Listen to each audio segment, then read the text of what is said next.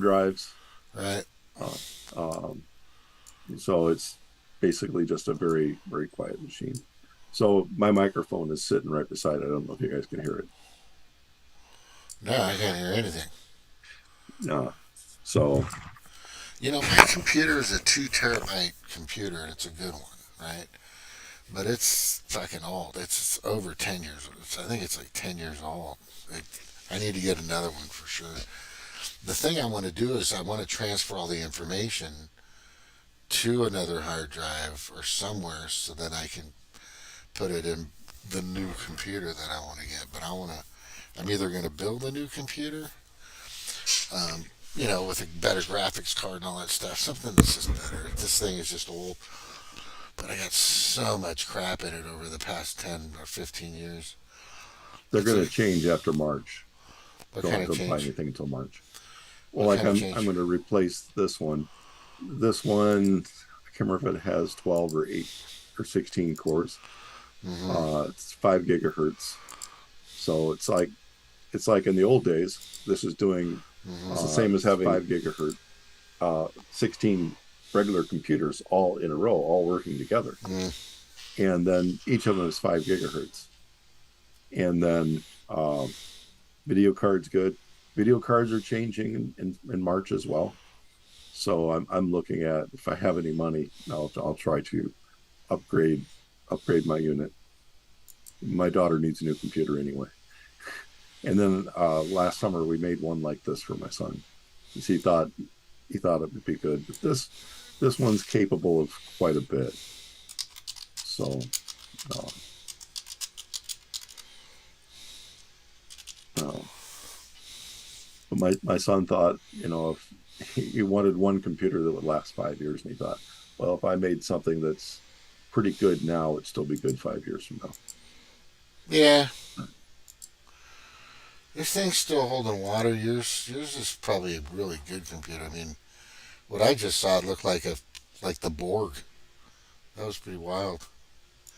Oh, mine, Your computer is gonna assimilate you pretty soon.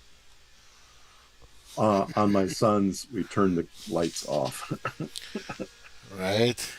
But at night, I use the lights to as a night light. So when I turn the computer off, a couple of the lights stay on, so I can kind of still see to get around at night. But yeah, so the new ones are so you can get one that has 64 cores, so it's the same as having 64 normal computers put together. Jesus. And then some of the work I do takes a little bit of power. Mm-hmm. So the if you noticed, it wasn't really a small computer. So No, that thing had some. if I go like this, that's my hand. Uh, Oops, it's stuck. If I put my hand in there, uh, you right. can see that it's a very full size case. I'm not even going to the bottom. Oops. Right. So if I go up to the top, it's it's many times the size of my hand. So I think it's like 27, 30 inches tall, something like Jesus, that. that is pretty big. Yeah, mine's pretty good size too. But I mean, inside of it, there's like a hamster moving it around and shit. I'm pretty sure mine's I so sh- old. I should put a hamster in there somewhere. Yeah, mine's probably got a few hamsters. And my computer's upside down, so the most of the power supplies are up here. My power supply is in the bottom. Huh. Does that make it? Is that better? I don't know. Yeah, yeah. So like a lot of computers get so dirty so fast, and mine is nice and clean. Oh, mine is just. I could. I don't even want to open it up.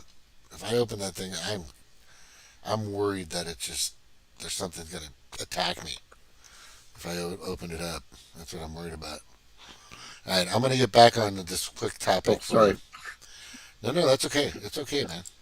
So the thing that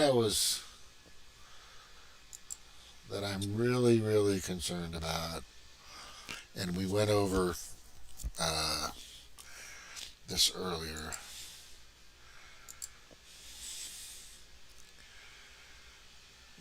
And I know you have your thoughts on climate change, and I have my thoughts on climate change, and Reed has his thoughts on climate change or his perspective. But for me, um, I'm seeing a lot of different information about the effects of carbon in the atmosphere than others are seeing. And the stuff that I've seen in the past was we've had carbon in the atmosphere with a lot of things. And that's been seen through glaciers as they drill down into these glaciers. They're seeing layers of, 2 or 3 inches thick of black. And then it'll be ice for like a foot and a half, 3 feet, then black lines for like an inch thick, and then a line. There are not errors, or you could how do you pronounce it? Times in history where we've had carbon that's been an issue, right? And I'm not saying carbon is uh, is really is not bad. I'm not saying it's bad, but I think it's the levels of what we're talking about. Now, we talked about earlier about the pollution and how the pollution over Los Angeles, I've actually seen it, and it looks like a thick brown fog, and it basically hides the buildings because it's been so bad in the past. Now, that stuff you said has various different chemicals in there, or particles or fumes or whatever it is. But there's something out there now that there's a that Klaus Schwab and the World Economic Forum is saying is destroying the planet. I don't just think it's that. I think it's a multitude of different things. I think it's not just carbon being bad, which is not good. I think it's also microparticles of plastics, and I think it's also some of the fallout and spill of nuclear, and definitely the runoff and the stuff that comes out of like Dow chemical, right? I mean, where I used to live in West Virginia, we had an area out there, it's called Chemical Valley.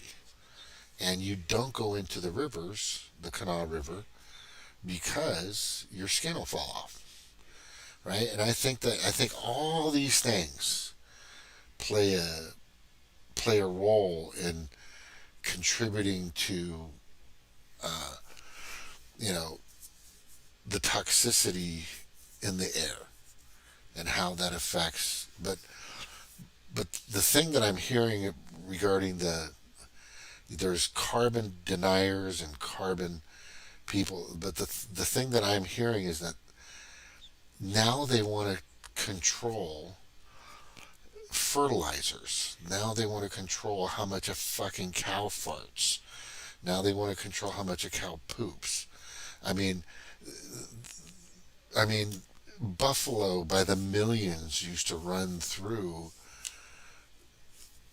all of North America. I mean, they used to run through where you live, where I live, or all across the country. And there used to be millions of these bison, millions of these things. And they left a big heavy trail of poop, and they farted and shit and all this other stuff. But then you also have cars and vehicles and diesel and all this other stuff that's here now. And of course, there's a lot more carbon out there now than there was before.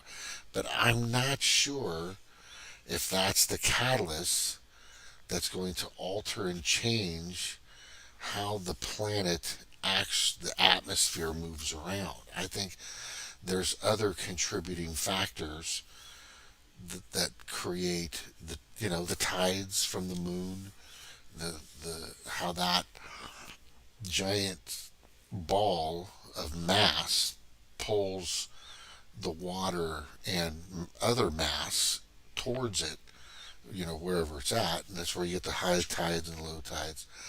And then there's so many other factors I think that contribute to this.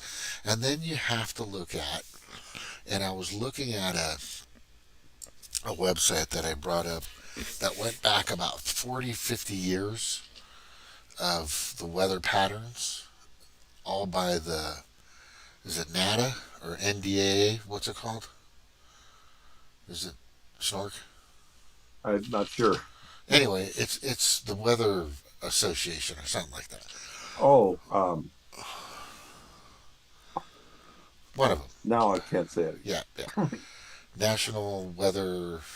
Noah. NOAA, right? Yeah, NOAA. Yeah, yeah. So NOAA, who also tracks Santa Claus, um, NORAD or whatever. Um,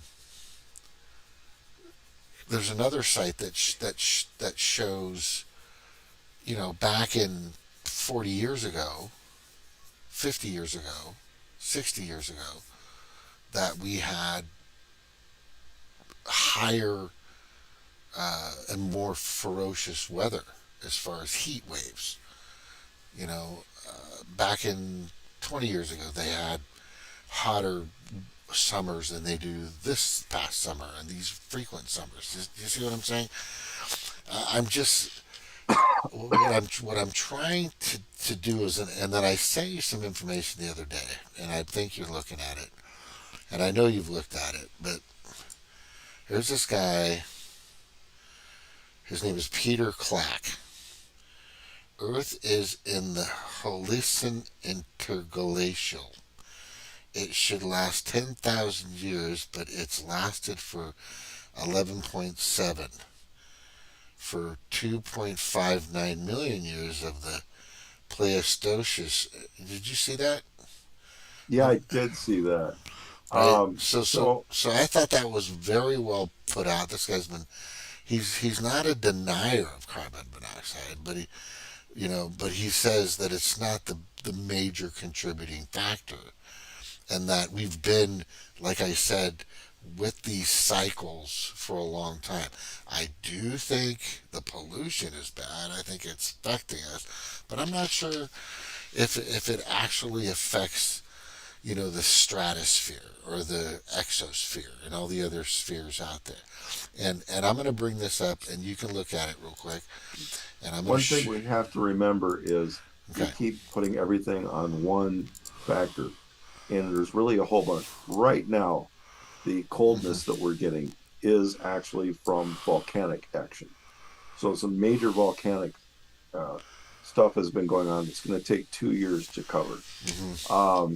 And then let's say that if one of the super volcanoes in California goes off, or the one in Yellowstone goes off, we could Mm-hmm. see 3 to 5 years where we have almost a nuclear winter. And we're not really ready for that. So if we go all solar and we have a major volcanic action, uh, We're screwed. so like the one in 540, uh, Mm-hmm. going solar would be a few years we have no power. So we really realistically need nuclear power Mm-hmm. in a backup situation. Not, I don't think we need it as our primary power, but I think we need to have. Oops, you got the meeting thing up. Um, No, so, sorry. but the but I do think we need multiple methods of creating power ready, uh, and everybody. So like the news people, where Mm-hmm. a lot of people get their information, they hear that it's hot to talk about global warming due to carbon. Mm-hmm. Then they just carbon, carbon, carbon. What are you doing? What are you doing? They need to constantly look like they're being the person that's delivering you the information they need. So they will discard other things. Remember back in the 80s, we were told not to eat butter. Eh, To eat right. I remember. we so and in fact, butter actually can help prevent clogging of the arteries. So Yeah. not in huge amounts, but in small amounts. So we don't talk about. using moderation, how to put stuff together. But now we know that everything they were presenting to us as a good thing was probably pretty bad. So, They've been kind of off for a while, huh?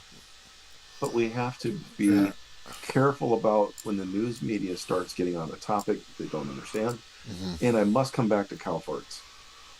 Uh, I, I really think that cow farts are going to save us this century.